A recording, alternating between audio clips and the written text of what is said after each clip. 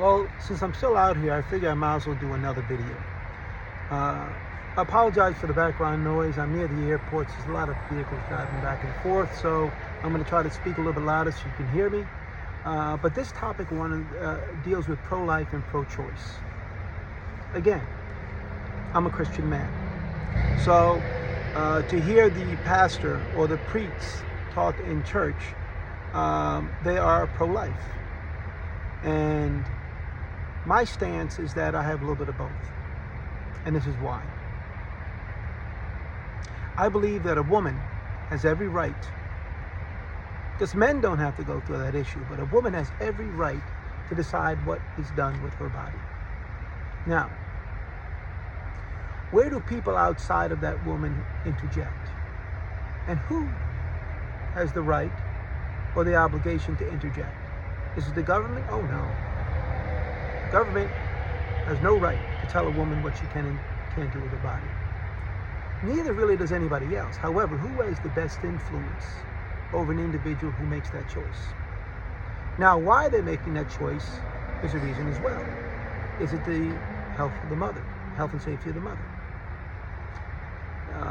Is it through rape or incest? Those pretty much should be settled based on the medical condition and, of course, the social ramifications. And those are pretty much cut and dry. But how about the individual who just wants to have an abortion, have an abortion? Now, where I have issue is this. I don't believe the government has the right to tell women what to do with their body, but I do believe that it is a responsibility, a moral responsibility for people in general, women in general, because men can't have babies, is before they engage in activity of those sorts that would put them in a position to get pregnant, think about it. What do I tell my daughters? Okay? I preach to my daughters abstinence. And I'm not saying everyone should do that. And in this world, that's highly unlikely that most people are abstinent, through, I don't know of too many virgins, under 25 years old. Now, I don't know all people in the world, but I'm just saying, the way society is nowadays, and movies and influence and this, that, the other thing. People go to clubs, they meet people at clubs, and they're hanging out by the end of the night, wake up the next morning to have breakfast. That's just the society we live in. That's unfortunate, but that's what happens. So I do preach to my children abstinence. Now, whether or not they are abstinent, I don't check on them 100%. They may not be, but I would like to believe that they are. So that's the first thing. My influence as a parent, as a father, or as a mother, teaching your children what to do and what not to do. Now, I realize a lot of people don't have stable families. They have broken families. Or even if they do have a stable family, that's just something they want to do because of whatever outside influences. Now, they have the right to do that, if that's what they want to do. My daughters as well have the right to do that. However, is it morally sound for an individual to want to have an abortion as a form of contraception? That's where I draw the line. Would I put in the law? Could I put in the law? If I was in a position to put in the law, could I do that? Would I? No, most likely not, because that is their choice. But morally and ethically, I don't think women should use abortion as a form of contraception. Having said that, the government doesn't have the right to make laws to tell the women what they should and shouldn't do. Now, as far as the home is concerned, and the two influences would be in the church, if you are a God-fearing family and you go to church, and what the preacher has to say about it. Take their advice. If you're in that category, a lot of people are not. It happens to be in my situation. I do listen to what the clergy has to say. But of course, what I teach my children from an early age as well has a big influence. Would I shun them if that's what they wanted to do? No, but I wouldn't promote it. Let's put it that way. Okay. So, again, just recapturing what I had to say, I am an advocate of abstinence.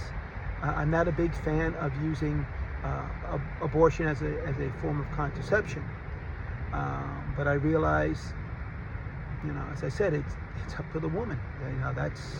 And she shouldn't be chastised, and she shouldn't be ridiculed or thrown in jail or anything to that effect. That's just ludicrous that someone would think you're going to throw somebody in jail because of that. Look, as I said in a previous video, we're not the warriors of God where we run around with this sword and slashing people and saying what's right and what's wrong. Come on, that's left up to the Lord. It's not left up to us. We're not judge, jury, and executioner. I think Tim Walz had said it best: mind your own blink business. Cater to your issues. Don't worry about the issues of what other people's doing. They're going to answer for that if that's something that's contrary to whatever their beliefs are. In this instance, I don't think it is. But as I said, going back to what I said in regards to what the preference would be for me, is that people do not use contraception, or actually abortion as a form of contraception. There are medical reasons for it, and I think it should be used in those regards, but they should not be denigrated in any way, shape, or form for doing so. So, that's why I say I'm pro-life, because life is important, and a baby that has no choice should be honored. However, it's not up to the government to do so. And let's say even so the government does do so. Last time I looked, drugs were illegal. We've got a big agency called the DEA who's chasing people around because these people are doing drugs. What do you think is going to happen if they outlaw abortion? Is it going to stop? No, it's going to go underground. And a lot more people are going to die because of it.